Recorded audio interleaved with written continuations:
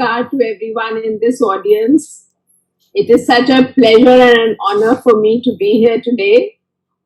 Thank you very much to Dr. Sharda Jain, to Dr. Sadhana, who insisted for me to join you even by a recorded presentation.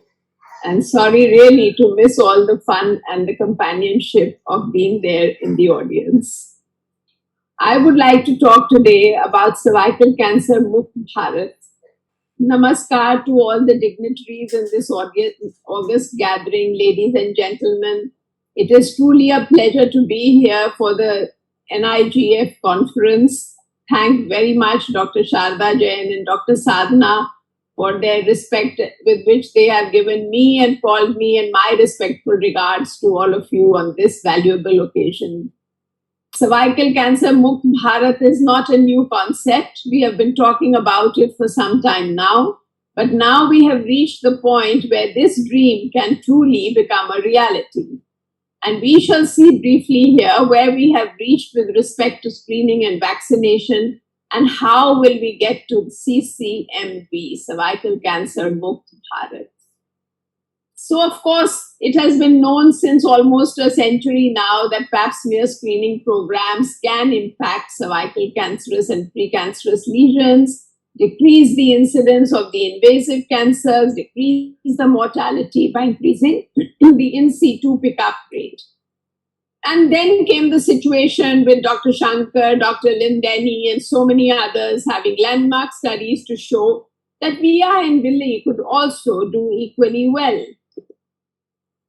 And then, not now, but since 2005, IARC said HPV testing as a primary screening modality can reduce cervical cancer incidence and mortality. Problem, of course, of acceptability. Then we got the newer devices as triage tools, the portable colposcopes, thermal ablaters. So much has come now for us in the market.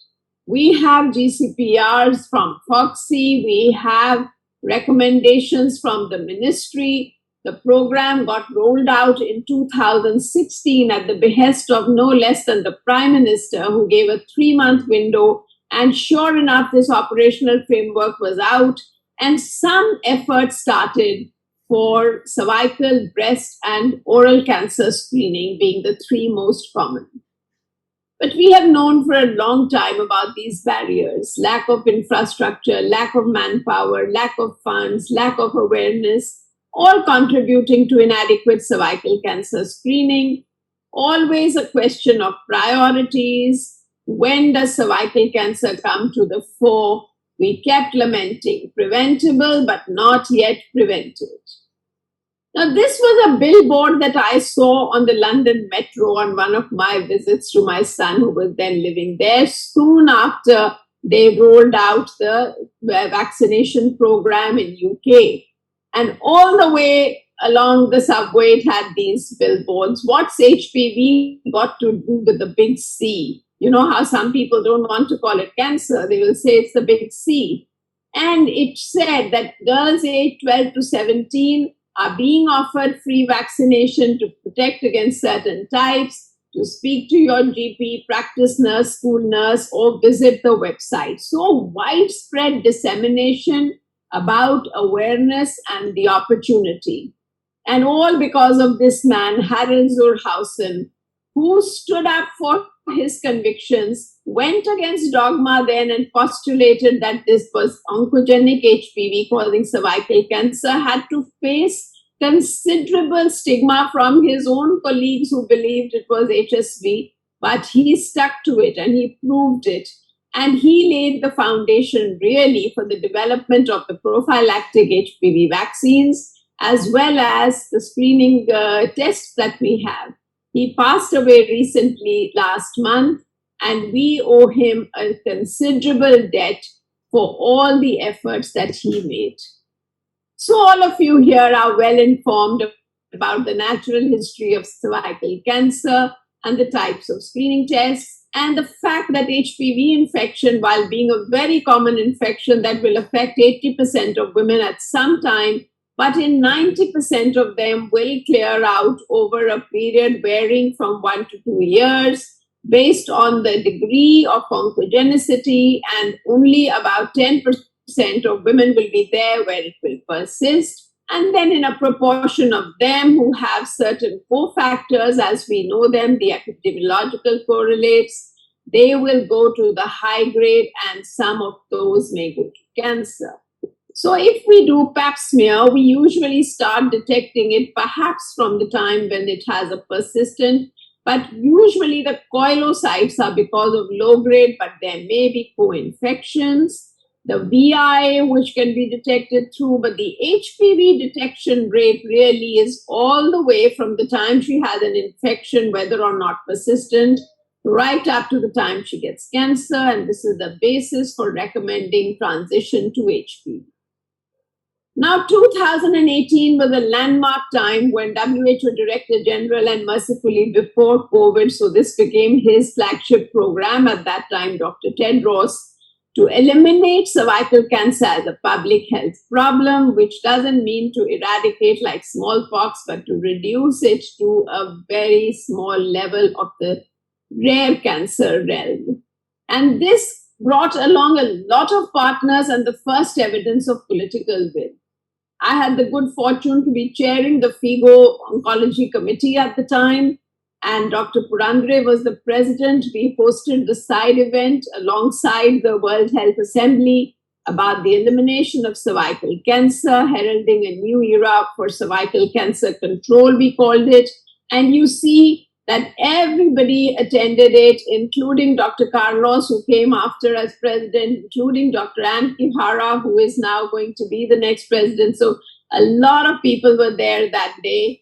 And Dr. Purandre made the famous statement, too often women who are now being saved by the reduction in maternal mortality are dying instead from cervical cancer, a preventable disease. Indeed, food for thought. Now, 2 years later, even through the pandemic, a lot of efforts continued in this direction, and we had the global rollout of the global call for cervical cancer elimination with more tangible goals, and monuments around the world lit up in teal, and you see our own Howrah Bridge lit up too. And we came to this three-pillar approach, which most of you will be familiar perhaps now.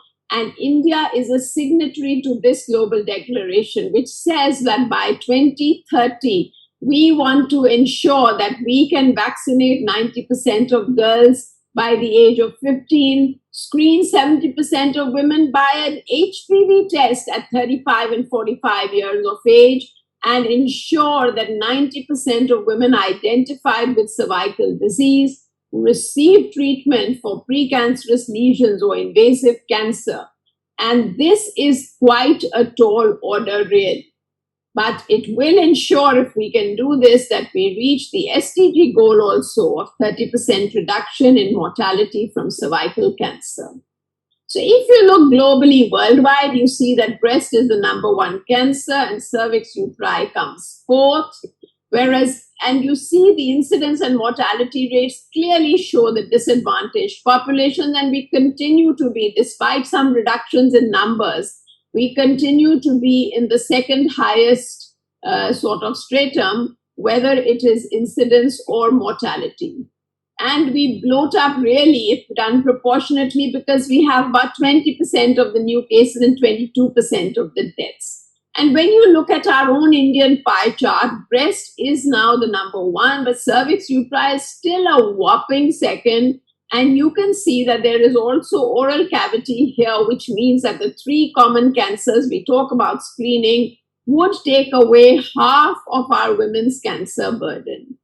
And now when we go out, as many of you do, into outreach clinics in the slums, and do all your awareness and your efforts of screening, we must see to it that we combine also the screening for breast and oral cancer, because women who are showing health-seeking behavior, we cannot let them be screened for cervical cancer but develop a breast cancer or even be harboring one already.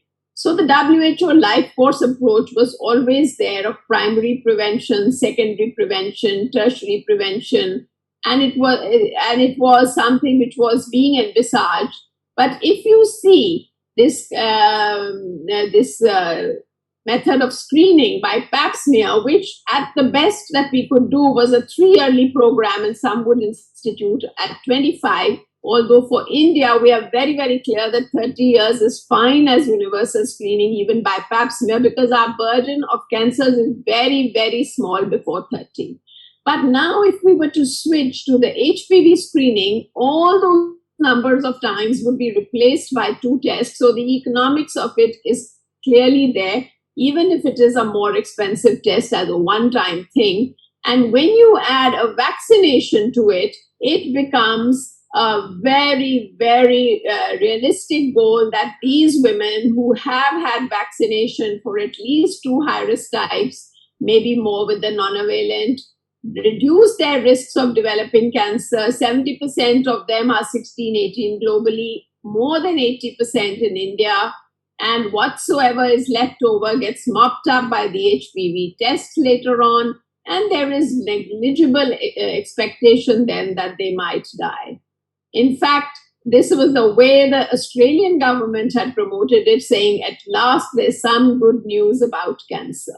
And we had also produced facts for HPV healthcare providers in various languages. Now, on the face of it, if you look at global HPV vaccine introduction, there are 149 countries who have introduced it in their program, but less than 20% are LMICs, and around 70% of girls who are aged 9 to 14, which is our primary target population, live in a country without an HPV vaccination program. So if you were to look at them proportionately, the not introduced contribute a far higher burden. Until India and China come on board in this matter, we will not see the end of cervical cancer. There have been many detractors who have said, okay, you have proved that it reduces CIN, but you have not proved it reduces cancer. Now, cancer cannot be an endpoint because, it would be unethical to leave a woman with CIN and not treat her. So we cannot have that as an endpoint in any study. But looking at the cohort of people, this was done in Sweden, where they have, as you know, very, very good registry data. And they looked at the girls who had received vaccination between 17 to 30 years of age in blue, at less than 17 years of age in green, and the unvaccinated in orange. And there was an 88% decline of cervical cancer in women vaccinated before the age of 17 years, and a 53% reduction among women vaccinated at ages 17 to 30 years. So obviously, this is a cohort which is not a study cohort, but you can see the population impact in countries that have a great program. Similarly, UK have come out recently with their observational study on what happened with the national HPV vaccination program in England, and the effect both on cervical cancer and CIN3. And there's a large number of women being followed up here, 13.7 million years of follow-up of women aged 20 to 30. And it showed the relative risk reduction increases as the age decreases, inversely proportional, from 34% for 16 to 18, a large number of them being sexually active already, 62% 14 to 16, and 87% in 12 to 13 years old.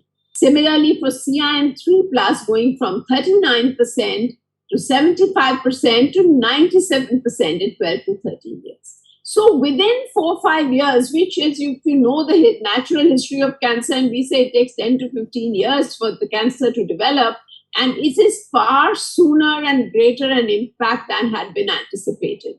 There had already been 448 fewer than expected cancers and 17,000 fewer than expected cases of CIN3 in these populations. So in fact, they said you can say that the HPV immunization program has successfully almost eliminated cervical cancer in women born since 1st September 1995. Now, getting them to get even 2 doses is a challenge. It's a logistic problem always, the multiple immunizations, whether it is childhood vaccination or any vaccination. And here we are talking about a vaccine that is relatively, an adolescent vaccine is not a common zone. And it has been seen that only 12% of the girls received their second doses. But here, serendipity came to our rescue and laid the foundation of one-dose HPV vaccine trials. I can tell you that all vaccinologists used to say that these type of vaccines need a booster. They cannot work as a single shot or even maybe as two shot when we first started our trial. What is serendipity? It's an old Persian name, Serendip for Sri Lanka. And it comes from a Persian fairy tale called The Three Princes of Serendip, who were always making discoveries by accidents and sagacity of things which they were not in quest of. So serendipity is an unplanned, fortunate discovery, which has been a common occurrence throughout the history of product invention and scientific discovery. If you keep your eyes peeled, you will see things that may not be what you had originally planned. So as I said, they were initially saying that even two doses won't work. And what we started under IARC with Dr. Shankar, supported by Gates Foundation, in 9 centers around the country, 2 versus 3 doses, and randomized them to 10,000 girls each. And they were already planned from the inception to be followed for 20 years plus. And we started this in 2009. And then in April 2010, suddenly the ICMR said, please stop, because in some other trials, some girls had died of completely unrelated problems, including drowning, including snake bite, including cerebral malaria, suicide, and all that. So anyway, this was what happened then, that we got left with girls who, it was not a randomized trial, but was randomly converted into a very good quality observational study. And there were people who received 1 dose, 2 doses at 2 months, because they were supposed to get 3 doses. This was the quadrivalent vaccine, so 0, 2, and 6 months. And some had received 2 doses as planned for the 2 dose, 0, 6 months. Some had received 3 doses, 0, 2. So there was a whole bunch. But it's a fairly uniform distribution and a large cohort of single dose. And fortunately for us, Bill and Melinda Gates Foundation agreed to continue to monitor these girls. And this is basically the same thing in a very complicated looking, but the same thing. And what we then did was to recruit some unvaccinated cohorts post-hoc. And we found that, and we continue to follow these up with a yearly follow-up, cervical cancer, cervical specimen collection for HPV genotyping, screening by hybrid capture, testing them and biopsying them, and all of that.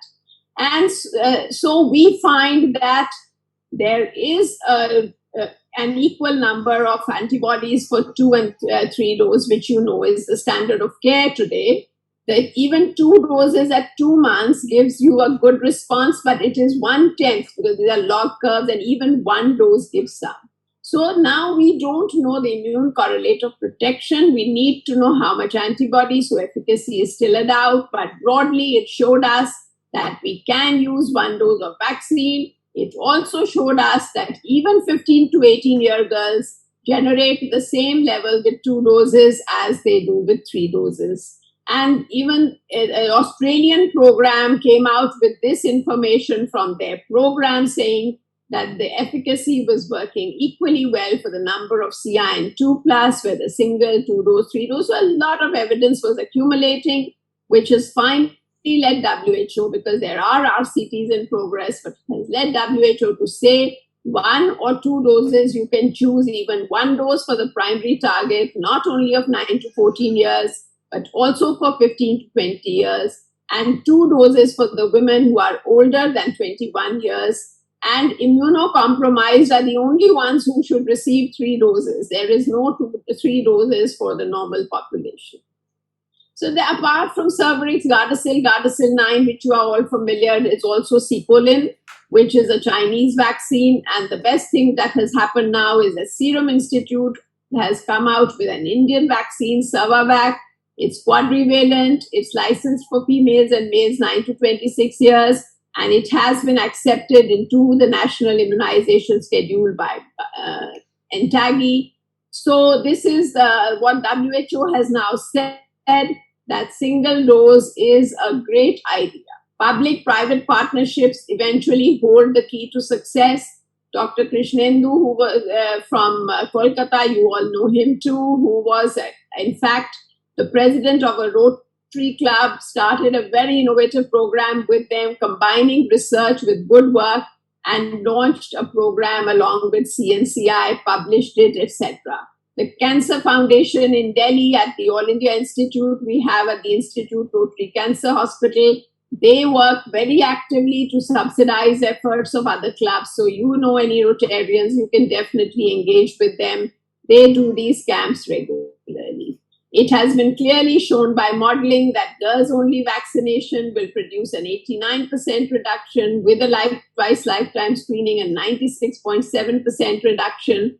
And as the years go by, if we do this, we see that the reds convert to the final goal of deep blue, and India around, see in the left that years are passing around 2060, India becomes deep blue as well. So this is our goal, to see it all dark blue. And that's my last slide.